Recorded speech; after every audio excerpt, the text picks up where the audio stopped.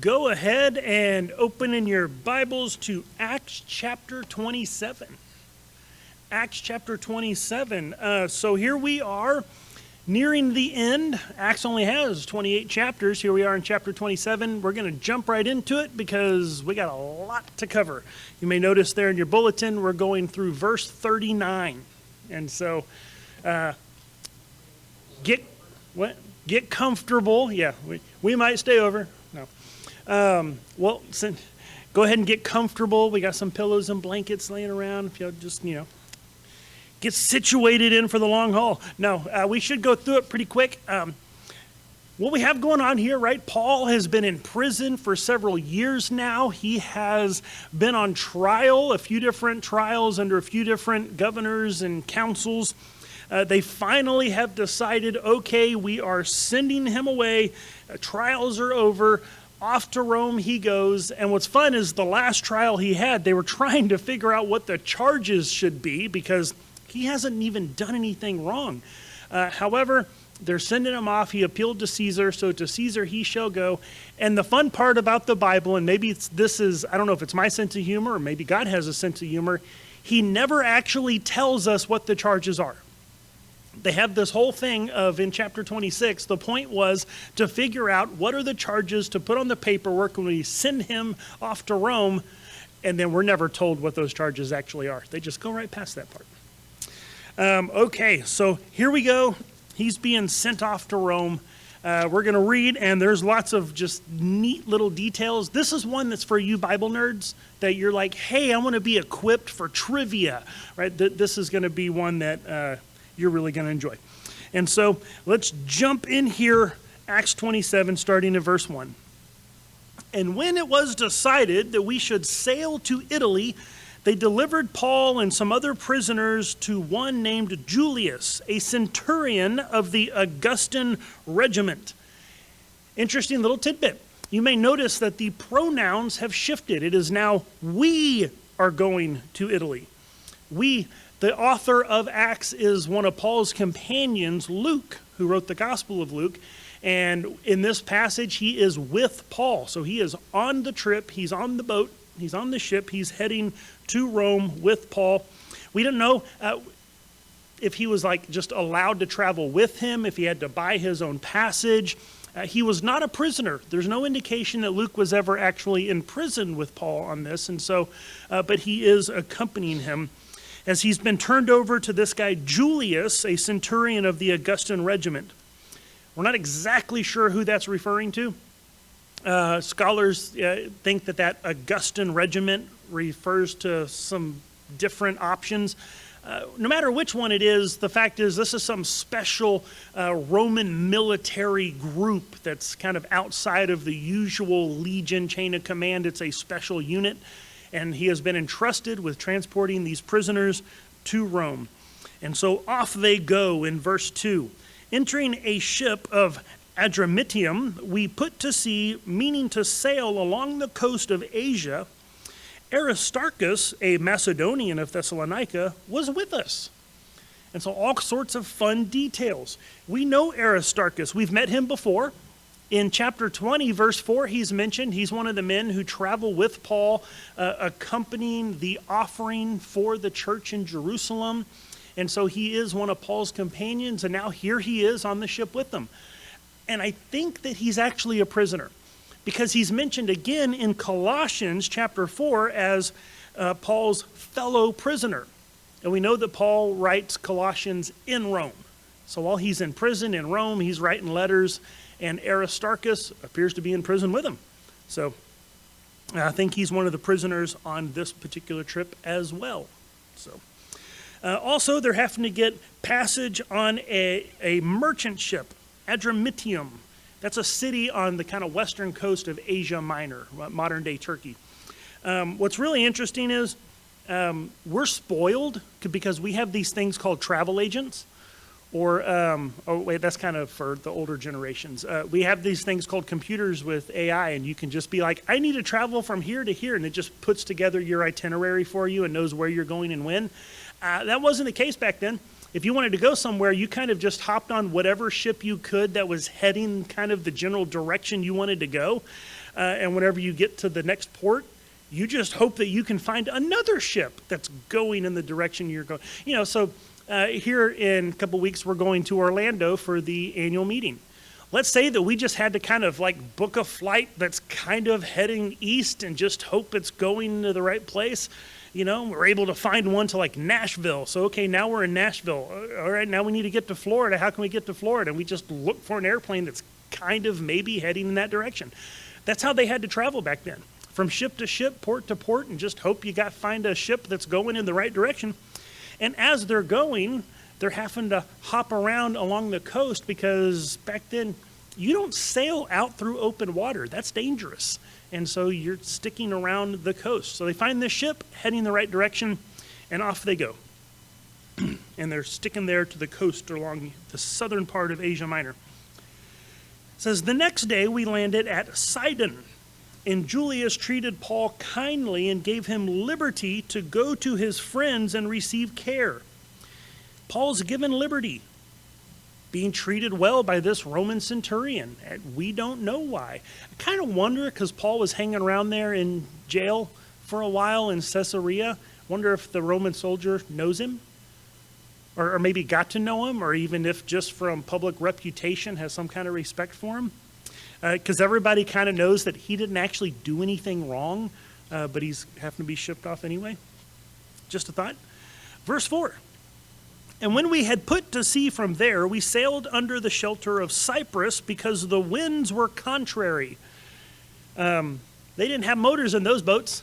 They had to go wherever the sails could take you. They were trying to go from your direction. They're trying to head west across the Mediterranean, and they couldn't quite because the winds weren't blowing the right way. So they had to kind of dip down under the island of Crete and let Crete be a wind block for them so that they could sail the direction they wanted to go. And this is kind of a repeating theme through the chapter. They're kind of having to use the islands as windbreaks and sail around things in order to get the direction they want to go. Verse 5, and when we had sailed over the sea, which is off Cilicia and Pamphylia, we came to Myra, a city of Lycia. So these are all just geographic touch points where you can see where they're going and how they're traveling. And what's really fun is you get nice little tidbits of historical information. Lycia is known because there was a bishop from Lycia, St. Nicholas, who was well known for giving gifts to children and punching heretics at the Council of Nicaea. And so that is my favorite part of the Santa Claus legend, is that he punched Arius at the Council of Nicaea. And also he gave gifts to children. Verse 6, there was there, so they get to Myra, a city in Lycia. There the centurion found an Alexandrian ship sailing to Italy. So here, they get to this town, and the ship they were on, this is the destination. They can't keep going on that one. They got to find a new ship. So they find an Alexandrian ship sailing to Italy. Oh, good. Our final destination. That's where it's headed. And he puts us on board, and when we had sailed slowly many days and arrived with difficulty off of Cnidus. So Cnidus is this port town on the western edge of Asia Minor. There's like this little narrow peninsula, and it's out on the tip. So they end up there with lots of trouble. They're trying to go along, but the wind's not cooperating. Things aren't going their way. It's on this ship from Alexandria. Alexandria was known for being a big grain producer, so chances are that's what this was. It was a ship carrying grain from Alexandria that was on its way to Italy to deliver grain to Rome. And so, but they're having a hard go of it. The wind not permitting us to proceed, we sailed under the shelter of Crete off of Salmone. Passing it with difficulty, we came to a place called Fair Havens near the city of Lasea. So they can't go the way they want to go, so they're dipping down under the island of Crete, and they end up to a place where they're like, okay, we can stop here because we're having trouble going any further. What's nice is all of these places it's mentioning, these are all known geographic touch points. It means the author who's writing the book of Acts knows what he's talking about, because it actually happened. He was there. He knows what islands, where they're going, what they're doing. So they're here at this place called Fairhaven, but it's not really a good place to stay. And so they're going to try to move on. Verse 9. When much time had been spent and sailing was now dangerous because the fast was already over, he's just giving you a time reference. The fast referring to there was likely the Day of Atonement fast that the Jews would have. And so he's telling you the time of year, that it's late fall, which is not a good time for sea travel in the Mediterranean. And so Paul advised them, verse 10, saying, "Men, I perceive that this voyage will end with disaster and much loss, not only of the cargo in the ship, but also our lives." Nevertheless, the centurion was more persuaded by the helmsman and the owner of the ship than by the things that Paul is saying. They're having a rough go, and so Paul's like, "Hey guys, this ain't working." Right? This isn't a prophecy. It's not a word from God. He's just knows, hey, this is not a good time to be sailing. This is not going to work out for us. But the helmsman, of course, he's like, I can make it. I can do it. And the owner, probably wanting to get his cargo to market, is saying, no, let's push on. And so the centurion listens to them. What's really interesting is the centurion could have told them what to do.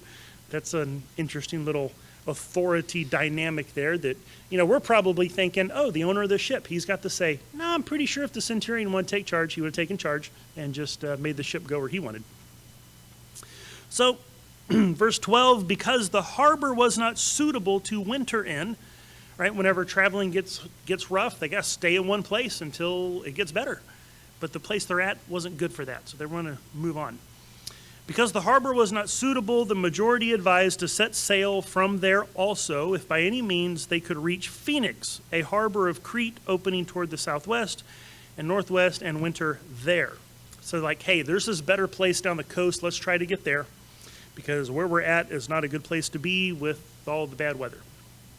Verse 13, when the south wind blew softly, supposing that they had obtained their desire, putting out to sea, they sailed close by Crete.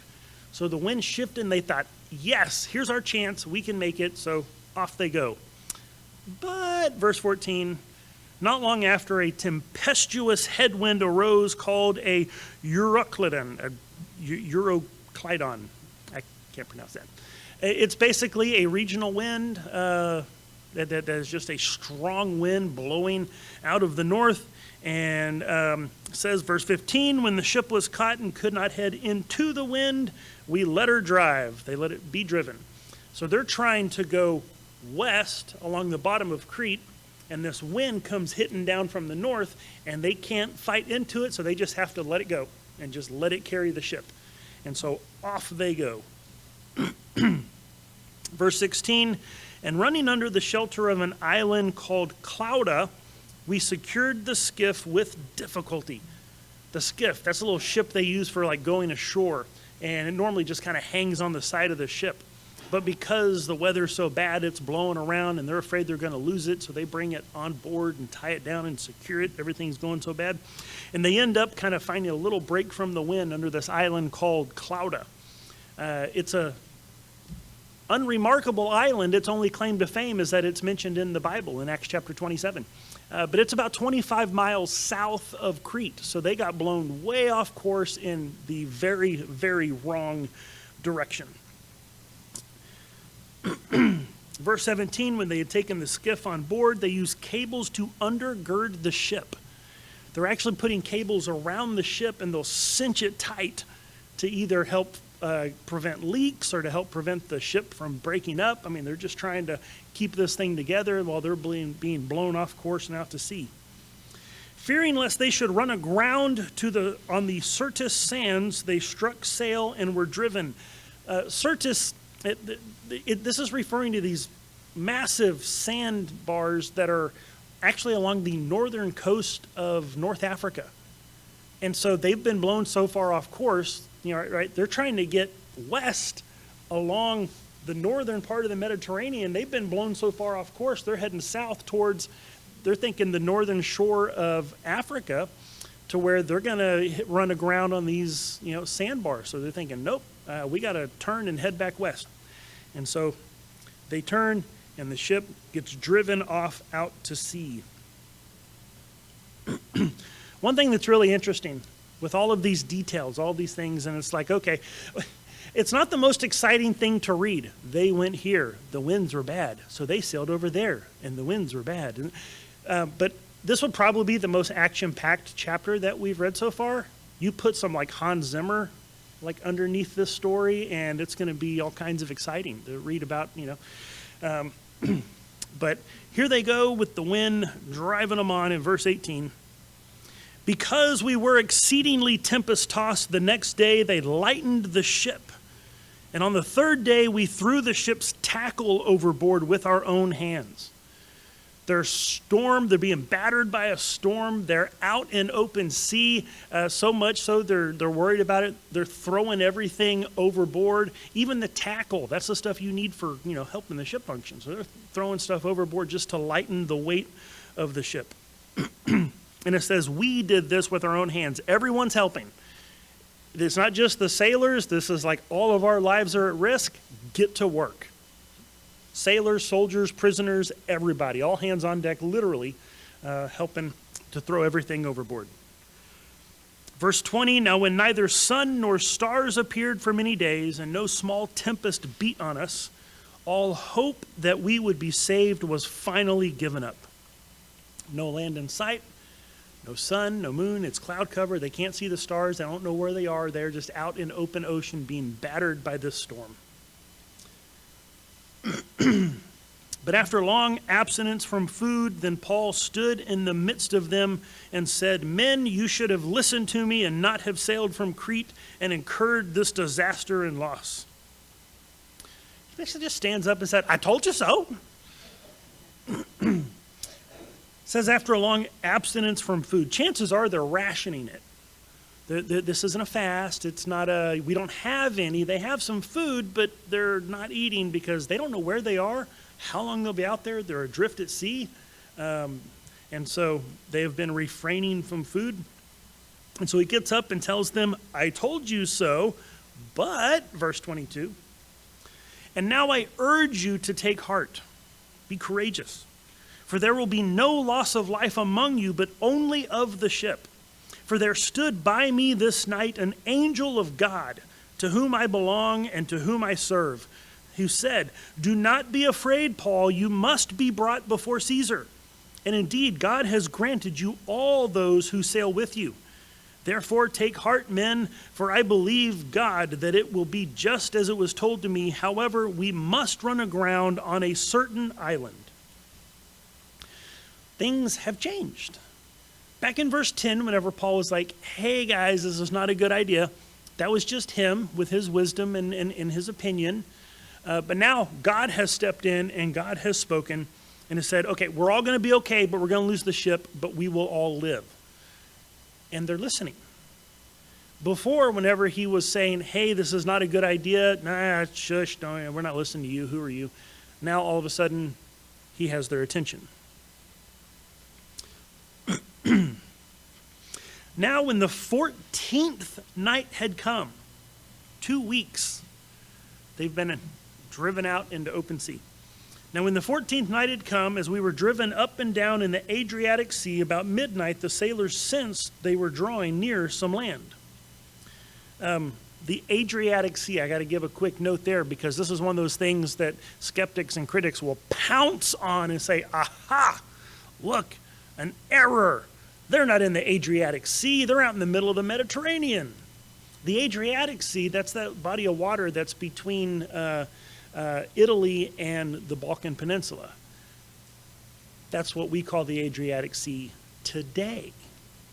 Back then, the Adriatic Sea would actually include the body of water south of that out into the Mediterranean that is often referred to as the Ionian Sea. And so actually they would be in the body of water called the Adriatic back then. And so names of places change. And so a lot of times people will just see what we call something today and assume that's what it was back then. And you need to actually kind of make sure what's being talked about. So they're afraid, well, whatever it is, the conditions of the water, I don't know, sailors have a feel for this sort of thing. They're like, I think we're getting close to land. And so they begin to take soundings to see what the depth is. Verse 28, They took soundings and found it to be 20 fathoms. And then they had gone a little further and they took soundings again and found it to be 15 fathoms. And so the depth is starting to drop off. The water's getting shallower. Verse 29, fearing lest we should run aground on the rocks, they dropped 4 anchors from the stern and prayed for day to come. And as the sailors were seeking to escape from the ship, when they had let down the skiff into the sea under pretense of putting out anchors from the prow, Paul said to the centurion and the soldiers, unless these men stay in the ship, you cannot be saved. And so the soldiers cut away the ropes of the skiff and let it fall off. So there were some of the sailors who said, forget this, I'm out of here, let's take the little boat and let's, abandon ship and save ourselves. And they got caught. And Paul told the soldiers, if they leave, God told me we can't be saved. It's got to be everybody, all or nothing. And the soldiers listened and cut the little boat loose and stopped the men from leaving. Interesting that they're listening to Paul, like he's in charge. We'll get back to that later. Verse 33, as day was about to dawn, Paul implored them all to take food, saying, today is the 14th day you have waited and continued without food and eaten nothing. Therefore, I urge you to take nourishment, for this is for your survival, since not a hair will fall from the head of any of you. And when he had said these things, he took the bread and gave thanks to God in the presence of them all. And when he had broken it, he began to eat. Then they were all encouraged and also took food for themselves. And in all, we were 276 persons on the ship. So when they had eaten enough, they lightened the ship and threw out the wheat into the sea. Remember, this is a grain ship. They just tossed all the cargo. Because he told them, we're going to have to be run aground. So you're going to lose the cargo anyway. Let's toss it, get the ship as light as we can get it. And they were so confident in Paul that they were willing to do that. But all of a sudden, here's this prisoner who's in charge. In verse 39, when it was day, they did not recognize the land, but they observed a bay with a beach on which they planned to run the ship, if possible. As we'll see next week, that island that they are seeing, that is Malta, and it is over 200 miles from the last place they knew where they were at the island of Clauda. And then they were driven off into open sea, 200 miles across through open sea. And they're going to run aground on the island of Malta. We'll get into that next week. As we read this, all right, those of us who are kind of nerdy about this sort of thing, we just read this and go, wow, that was neat. Okay, but we're going through the book of Acts with the idea of trying to see what can we learn from this to help us as we are seeking to share the gospel. That we are called to fulfill the Great Commission, and so we're looking at the book of Acts to see how the early church did it and what we can learn from them. So what can we learn here? Think if we go back to verse 31, we actually see where things took a change. Paul said to the centurion and soldiers, unless these men stay in the ship, you cannot be saved. The soldiers cut away the ropes of the skiff and let it fall off. And then verses 33 through 38 continue to show how Paul's now in charge. They're listening to Paul. It's not the centurion. It's not the owner. It's not the helmsman. It's not all the people that you would look to on a ship to be the one in charge calling the shots. It's the prisoner. Now, all of a sudden, he's the one in charge. Why? Because he heard from God.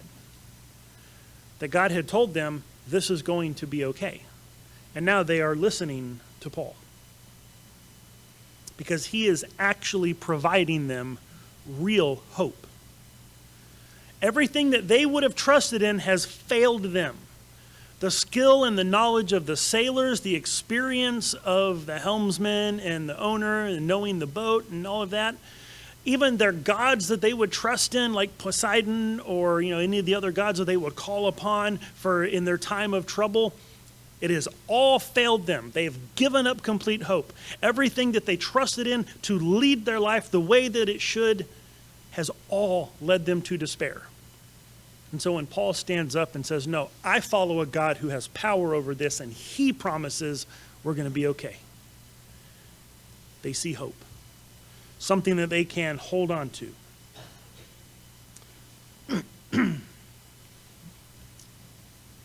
We're in a similar situation. The world is desperate for hope. All the things that our culture tells people to trust in that cannot satisfy, that are full of empty promises and lies. And as people go through life, and these things that they're trusting in and looking to continue to fail them, they lose hope. We make idols out of all sorts of things, and while we don't make statues and give them names of people, there are things that the culture teaches us to hope in that initially will fail us. Money is one big thing. If I trust in money, if I just got enough, if I can just have the right amount or have it invested in the right way or whatever it is, that we're trusting in that. Or leaders or personalities. You know, I'll just listen to that person and whatever they tell me, they're going to make everything right. I can trust what they say.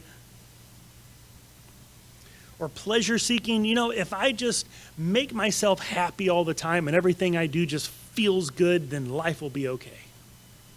Or maybe the idea of expressive individualism is the fancy sociological term. It's whatever I feel inside, whatever my internal reality that I want, if I make reality out there look like what I feel, then I will be satisfied. And on we could go, but those are some of the big ones. But they always fail. Money runs out. Investments, the bottom falls out. Or there's fraud. Or just life happens and you end up having to spend it all. You spend all this time building up a savings and then things break and things go wrong and you need a new roof and you need a new car and all of a sudden you ain't got any money anymore. Life just happens. Money runs out. People will let you down. You can't trust in politicians and popular people and commentators and whoever, because eventually they'll fail you or they'll be wrong about something. Can't focus on pleasure because life isn't always pleasurable. Eventually those things are going to hit where there is no fun or good or pleasure to be found in the situation because we live in a fallen and broken world. And whenever you're trying to live for the sake of, if I can just take what I feel inside and make that reality outside, well, reality is kind of funny in that it doesn't like to bend to your will. It just is what it is. And as people's idols fail them, they end up in despair. So where do they turn? Where can they turn? The only place where true fulfillment can be found, through Jesus Christ. In John chapter 6, Jesus teaches some hard teachings, and virtually everyone walks away and leaves him. And he turns, and the only ones standing there are the 12. And he says, "Are you going to go too?" And Peter looks at him and says, "Lord, to whom shall we go? You alone have the words of eternal life."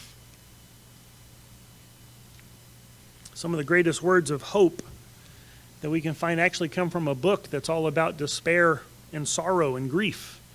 In the book of Lamentations, chapter 3, Jeremiah is reflecting on the sorrow and things that he has gone through. It says, verse 19, I remember my affliction and my roaming. So troubles and afflictions that he had and just the listlessness and the roaming about in life. He said, the wormwood and the gall, my soul still remembers and sinks within me. Because sometimes that's how life is. We all have trouble. We all have pain. We all have sorrow in life because of the reality of the sin and the fallenness of the world that we live in. As most of you already know, and some of you have yet to learn, sooner or later, life will bring you to where you just feel like you're just wrapped in darkness and there's no light anywhere to be seen. It's easy to focus on the troubles and let them turn to despair, to lose hope. But look what Jeremiah says keeps him from that hopelessness. Verse 21, he says, "This I recall to my mind, and therefore I have hope. Through the Lord's mercies we are not consumed, because his compassions fail not. They are new every morning. Great is your faithfulness. The Lord is my portion, says my soul. Therefore I hope in him. The Lord is good to those who wait for him, to the soul who seeks him." That even in the midst of despair and what would seem like hopelessness, that he can look to God and he knows he is good, he is faithful. And so I am not left without hope, but rather I have hope because of the compassions and mercies of God. Because whenever you know God and you know that he is good, you trust that he is faithful, you have reason to hope. Whatever else is going wrong, whatever else in the world would seem to lead to despair, you know in God's goodness that you can have hope in him. And God's faithfulness is shown nowhere better than in the cross of Jesus Christ. As the Bible says, he demonstrates his love for us, and that while we were still sinners, Christ died for us. That even if in the midst of our sin, our debauchery, our rebellion, our selfishness, and our pride, if he would be faithful and good to us in that situation, then we can trust that he'll be faithful and good in all situations. If he will save us even from the depth of our sin and rebellion, he has proven his love and that we can trust in him. We can have hope and share that hope with a world that is lost and in despair. 1 Peter 3:15 says that we are to always be ready to give a defense to everyone who asks for the reason for the hope that is in you. Do you have that hope in you?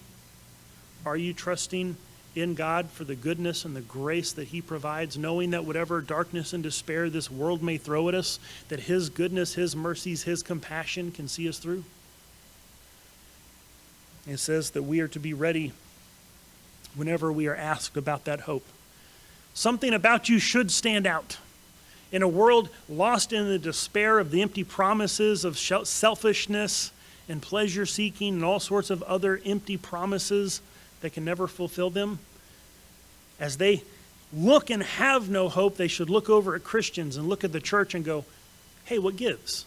Y'all seem so hopeful when everything seems hopeless. The fact is that we have what the world needs. So why don't we share it? They need it. We have it. Let's give it. That little church on Liberty Hill, come praise the Lord, let your cup be filled. Raise your voices and we'll sing, let God's freedom ring from that little church on Liberty Hill.